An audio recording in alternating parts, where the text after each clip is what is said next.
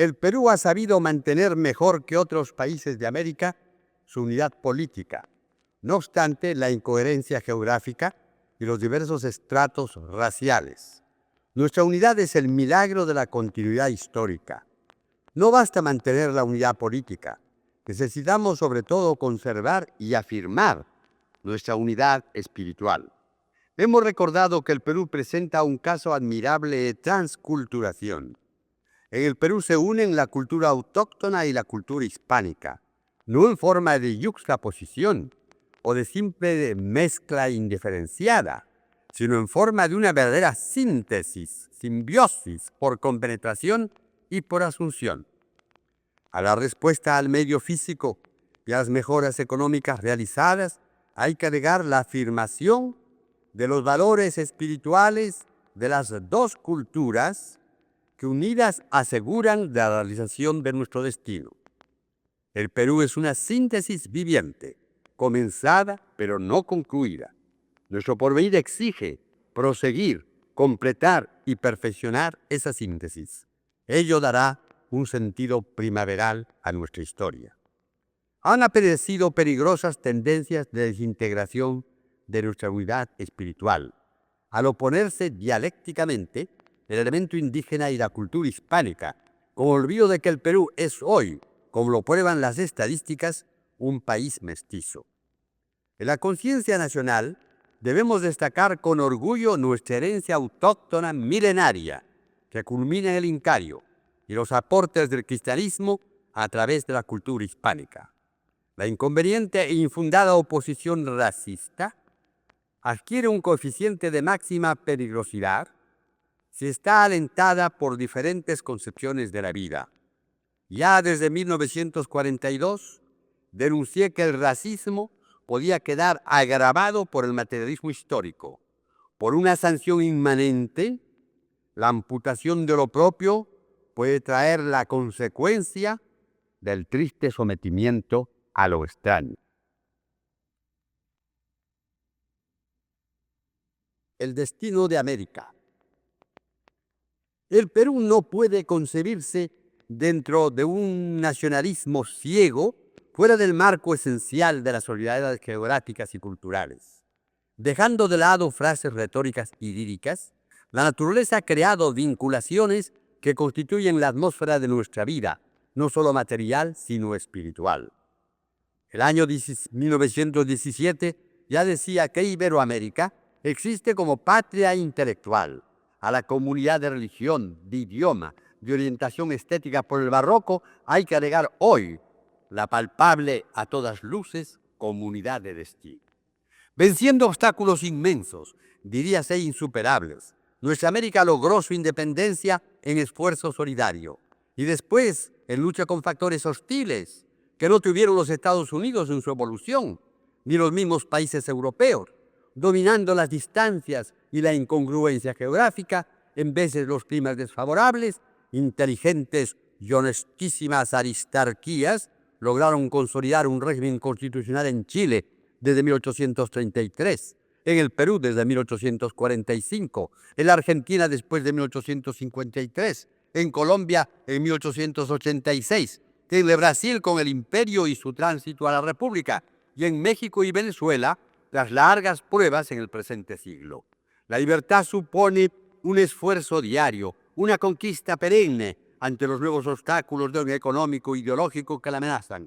Estas palabras mías van como respuesta al injusto artículo publicado en la revista de la Universidad de Yale, que aparece condenar a Hispanoamérica a una orientación autoritaria con desprecio de la ley, sin originalidad política, sin sentido de responsabilidad y con un despreciado nivel para el trabajo. En la parcial pintura de nuestra evolución política, no solo deben señalarse los males y los obstáculos contra los cuales hay que luchar, sino sobre todo la existencia de fuerzas espirituales y culturales que han mantenido la lucha constante contra esas desventajas, logrando largos periodos de estabilidad y de orden, tanto más meritorios cuanto no contábamos con los factores que favorecieron a Europa o a la América del Norte. Lo que interesa es mantener el vigor y la fe en esas fuerzas espirituales. A comienzos del siglo XIX, la consolidación de la independencia de Iberoamérica favoreció la evolución de Europa hacia la democracia. Si hoy, por una catástrofe impensable, renunciara Iberoamérica a su destino de realizar la justicia social sobre la libertad inviolable, se crearía una situación muy grave para la supervivencia de la cultura cristiana en Europa y en los Estados Unidos. No es que sobreestimemos la posición de Iberoamérica, es obra de la naturaleza y de la historia y de la situación creada en el mundo. Este se haya dividido entre dos tendencias al parecer inconciliables. Una basada en 3 milenios de cultura, enaltecidos por el cristianismo, encarna un orden jurídico con respeto de la libertad. La otra tendencia, adherir a una utopía de justicia igualitaria, ha prosperado en inmensos territorios acostumbrados a la forma despótica de gobierno y en que el culto teocrático se ha transferido a la personalidad de los caudillos y de los líderes. Nuestra solidaridad atlántica en esa lucha ineluctable no supone el sometimiento a una hegemonía, sino una colaboración libre y digna. En una frase que bien podía grabarse en la historia americana, solo hay amistad en términos de igualdad y en términos de honor.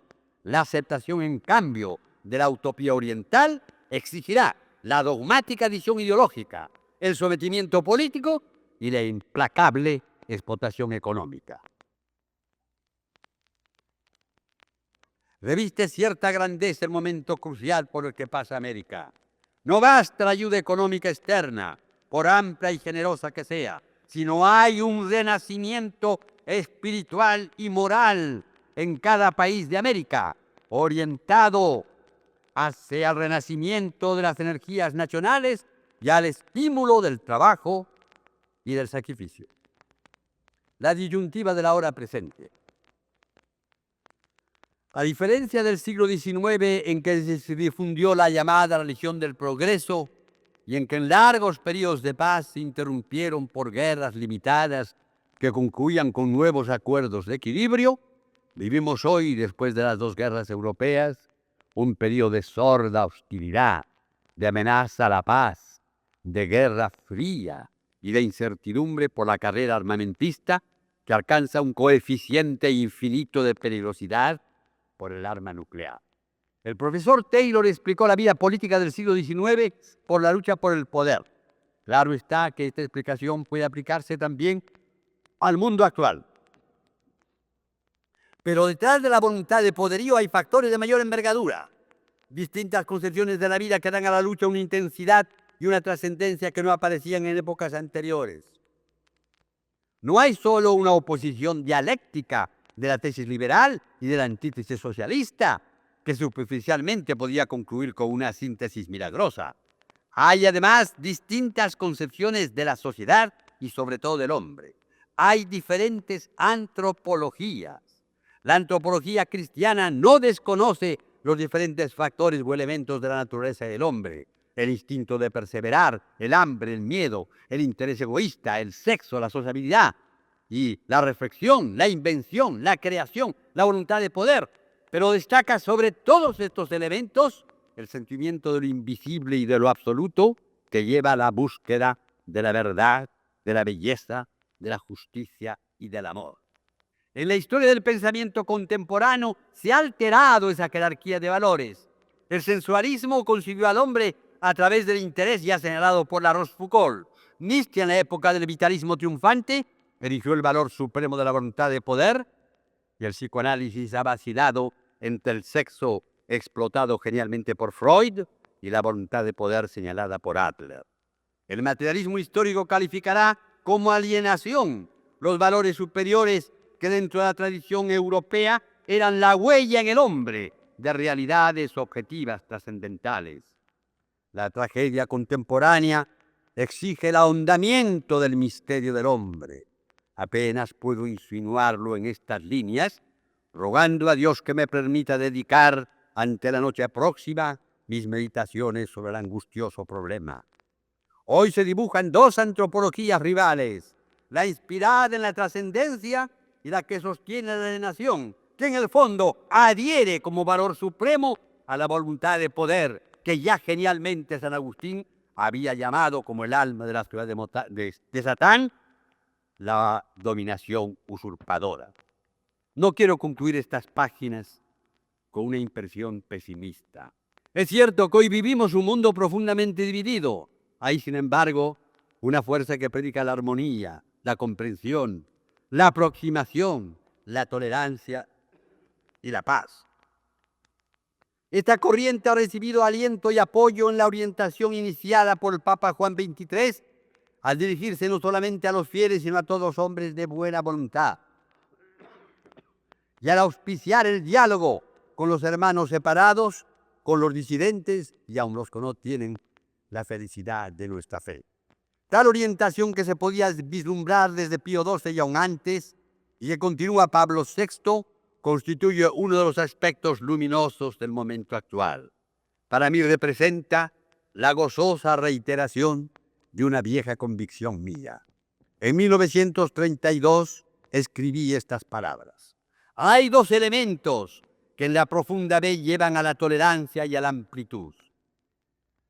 Es que la fe significa la confianza en el amor absoluto e irradiante de aquello en que se cree. Y es el segundo, el amor. La fe en el querer de Dios es inseparable de la caridad. Y la forma suprema de la caridad es la tolerancia. Jules Lemaitre la llamaba la caridad de la inteligencia. En ninguna época más que en la presente necesitamos hacer resaltar no solo la compatibilidad, sino la profunda hermandad que existe entre fe y tolerancia. El hombre moderno apartado de la fe no es el rebelde, el disociador, el enemigo de la estructura social. Está más bien en la condición de los antiguos paganos, de los llamados infieles. La actitud tradicional del hombre de fe frente a estos ha sido la piedad, la tolerancia, la atracción cariñosa. La lucha religiosa se presenta así como un episodio ocasional en la historia. En la curva del tiempo, después de 2000 años de existencia, el cristianismo tiene que conquistar de nuevo el mundo. La sociedad plasmada por él no conserva ni la estructura ni el espíritu que él le dio. La defensa represiva es utópica y anacrónica. La conquista de la nueva sociedad solo podrá hacerse como se realizó la antigua, amando y sufriendo.